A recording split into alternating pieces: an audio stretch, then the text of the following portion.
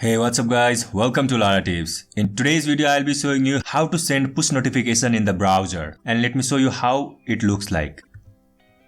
So you can see here guys, the notification looks like this. So this is usually useful whenever let's say someone sends a message to us and we are not in this same tab. Let's say we are on the next tab, then we can show that push notification to a user. And also let's say we have a e-commerce website and someone buys something from our website and we can notify the admin instantly. And now let's see how to send push notification to the browser. Before starting, let me show you the compatibility for this notification here. I'll also be leaving this link just below that like button. So here are the list of desktop browsers that are supported and the mobile browsers. You can see here guys, the one that are in the green that are supported and the one that are in the red are not supported. So you should keep in mind all these compatibility things before implementing it on your website. And also guys, here at the top you can see here guys, it is only supported for the HTTPS, not HTTP. So your website must be secure, then only it will work. Now let's get started.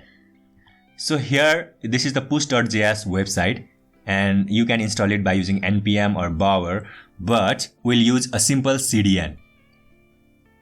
So we can just get the link of that JavaScript library from this CDN.js, and I'll be leaving this link also in the description. So here we can just get this push.min.js. We can click on this and it will copy the URL. Now let me go to the VS Code and include the script. Here like this. So I have included the script. Okay, we have installed it now. Now let's see how to send push notification. So here we can just do it like this and it will send push notification. Okay guys. So I have just written push.create and hello world, and I have already allowed push notification for this domain. So whenever someone first visits your website, then it will look like this. Okay guys. So let me just set it to default for now. So whenever someone first time visits our website, then it will look like this. So whenever I reload this, so it will ask for the notification here like this. And whenever they click on allow, you can see here guys, I am getting the notification because I have set this here. So if I come and reload again, now it will not ask to set the notification and it will show it over here like this. So this is just the title. Now we can also send some description over here.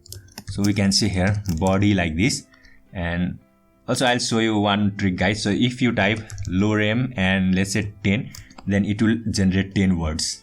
Now I can copy this or cut this and just paste it over here. And now guys, if I come here and reload, you can see here guys, the whole description is over here.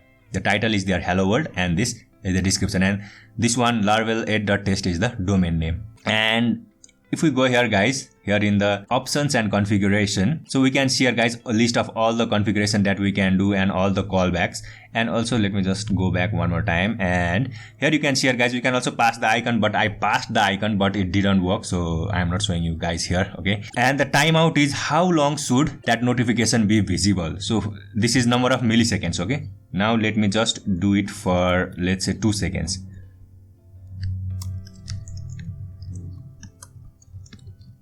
And now if I come here in the browser and refresh the page, now 1, 2, and now it's gone. So it's only visible for 2 seconds. So if you want for it to be visible for a longer amount of time, then you can just set this to that amount. Now let's look at other options. So here guys, so this is the data to pass to the service workers. This is just for PWA. We are not working with PWA over here, which is Progressive Web App. So we are not working, so we'll not look at it. So this link is guys, whenever someone clicks on that notification, then it will take the user to that specific link and it will only work on PWA.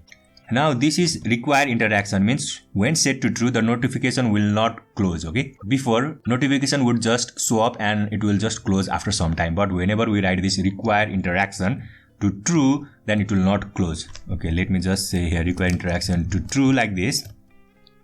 And if I come here guys and if I just refresh the page, now you can see here guys, it will expand and it will not close. It will always be open. Let's say you want to show some information to the user and you don't want that to be hidden unless user clicks on the close, then you can do that and user can just click on this icon and they can close. And one thing to be aware guys, so here let's say if I have timeout like this 2 seconds, okay, and now if I refresh the page, it will show up and it will automatically hide after 2 seconds. So you have to keep in mind, whenever you have some timeout set, then it will be hidden after that amount of time. And guys, you can set the vibration also. It will only work for the mobile phones, and you can set it in an array form. So here guys, it will vibrate 2 times. First time it will vibrate for 200 milliseconds, and it will pause, and then it will vibrate for 100 milliseconds. Okay. And now if you just add another number in that array, then it will vibrate for that amount of time, and it is in milliseconds. And you can see here guys, it is available in mobile Chrome only. Okay. And this silent feature also guys, and if you set it to true, then no sound or vibration will be issued. Even if your phone is not in the silent mode, it will always be silent. And it is supported in Chrome version 43.0 or higher. Okay, now let's say guys, whenever the notification appears and user clicks on that notification, we want the user to visit next page in our website. Then we can do it like this. So we can say here guys, here, let's say here,